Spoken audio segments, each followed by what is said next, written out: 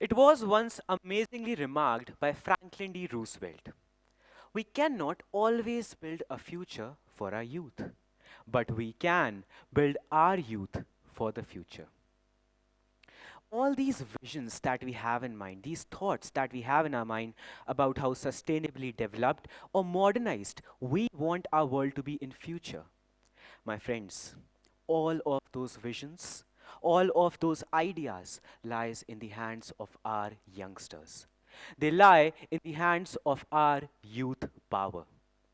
Today, I, Yash Tiwari, stand before you all as someone who has just recently turned 18 years old, and I am able to clearly see and comprehend the kinds of roles, responsibilities, and the kind of necessities that we are supposed to take care of as the youngsters of the society, collectively towards this world that we belong to, that we are growing in right now. After all, it has been appropriately remarked that the youngsters, the youth of this world, is the driver of change and betterment for tomorrow. I was reading this very interesting article today itself, which stated that right now we have 1.8 billion youngsters living in the world at this very moment. Just think about it for a second. 1.8 billion creatively proactive, socially and modernly evolved minds of individuals who are one day going to be the shapers and leaders of our global future. But how these youngsters, with their evolved minds or perhaps modernized thinking processes and ideologies, truly contribute towards the development of this world is something which I'll talk about just a little later. Because before we start discussing about the tomorrow, I want to discuss with you all about how the things are today, at this very moment. The world has evolved tremendously, I would say, even in the past couple of years. It appears to be very much modernized, very much globalized, very much advanced, and much better than how it used to be just a couple of years back when we look at it from a distance. Because as soon as we take just one step further, as soon as we start analyzing the picture with a little bit of more clarity, we are able to see the concerns, the problems, the situations that we all as a society as a whole are still surrounded by. So what are these problems? What are these concerns? Firstly, I would like to talk about how WHO has reported that there are right now nearly 1.2 billion people who live in poverty.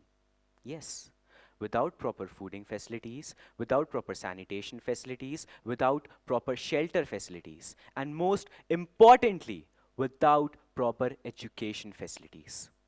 And with this lack of education in our society, with this lack of literacy in our society on a global level, comes an even greater concern: the increasing rates of pollution and the climatic adversities that it brings along with it. According to the data findings of NASA and NOAA, it has been reported that there has been a significant increase in the warmth rates of the global temperature averages in the year 2016 as compared to how they were in the mid 20th century. Just think about it. A major portion of the global population, nearly 11% of it actually, being vulnerable to adverse climatic effects of extreme degrees like floods, droughts, and even much more than we as a society can possibly think of. And that was about the environmental concerns. We even have our own societal concerns. The fact that our own civil rights and freedoms, our own fundamental civil rights and freedoms are very much vulnerable. Whether we talk about the animal rights, which are compromised every day when 15 million, if not more, warm-blooded animals are tested in laboratories, or we talk about our own fundamental rights and freedoms. When we come to know that in various developing parts of this world, in various developing regions of this world, this highly evolved world of today, the laws, regulations, and policies are yet to even align with the international agreement on the rights of youngsters, or even catch up with the realities of today. Now, I hope that these basic data findings are more than enough to clear out your views about how the world is right now. But what if I tell you that there is yet another side of this picture? Ladies and gentlemen, as much sad and terrified I feel about these concerning scenarios which I've talked about, I feel equally hopeful and equally positive about those unique, effective ways in which our youngsters are creating a positive impact on the world. The unique ways in which they are analyzing the world as it is right now, they are working accordingly and shaping our global future to be much better than it is right now, to be much more sustainably developed than it is right now, at this very moment. Now, it is quite obvious that because these youngsters or the individuals from the modern day generation, they get to grow through and live through these modernizing times, how the cultures are changing, how the societies are changing. So, obviously, they get a better sense of understanding about it, right? And because of that, as a consequence of that, their ways, their unique ways, I should say, of tackling these concerns or problems of the world of today are much more in sync with the conditions of today.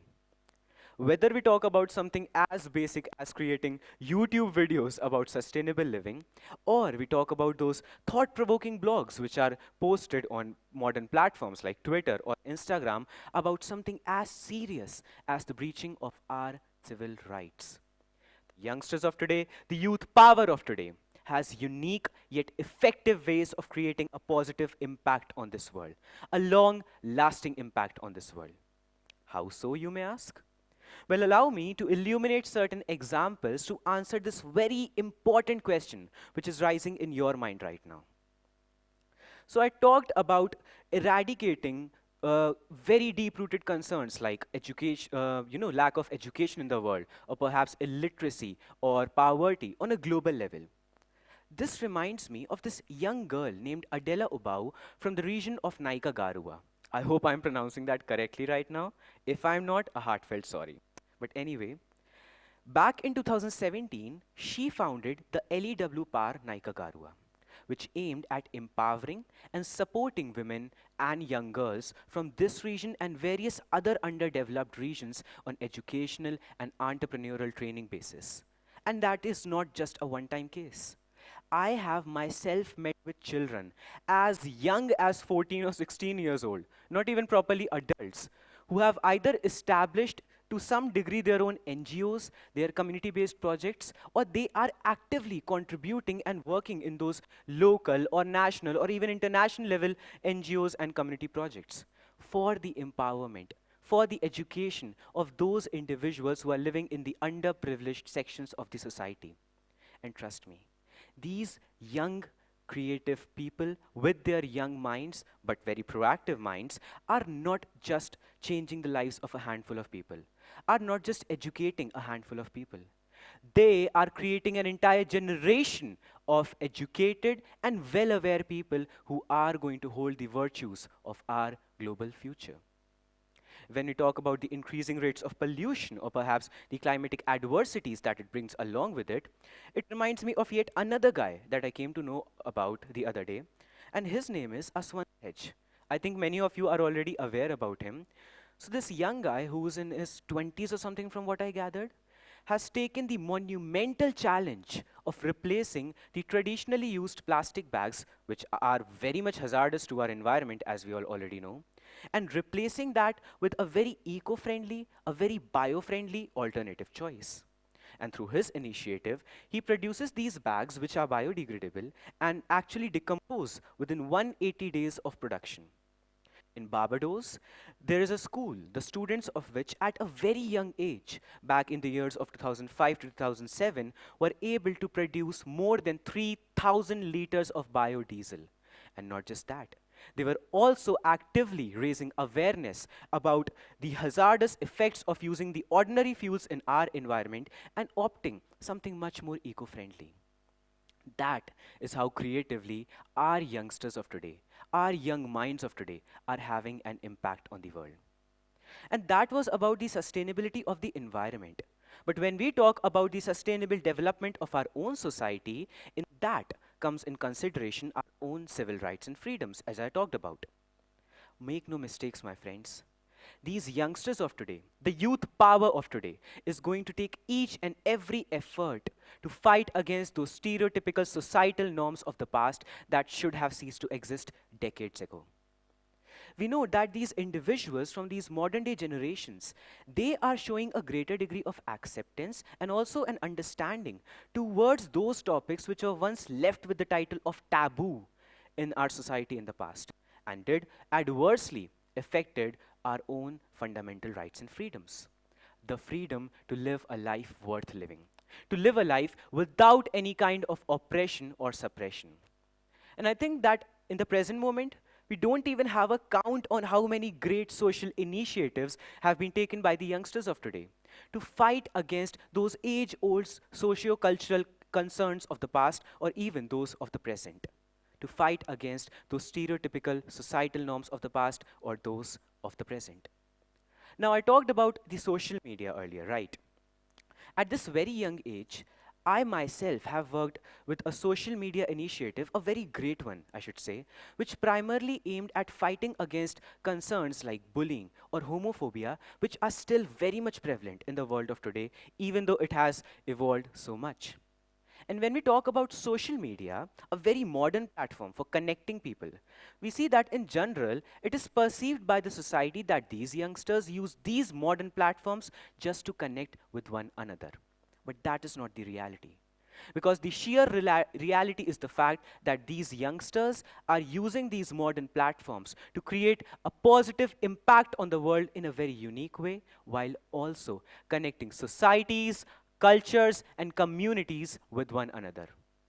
Whether we talk about the rights of the LGBTQ community, or we talk about the animal rights of freedoms, or we talk about the political issues in the world right now, or we talk about the fundamental education that everybody should get. The youngsters of today are willing to and are in fact raising their voices for whatever they feel is right and against what is wrong, to shape this world to be much better than it is right now or have ever been in past.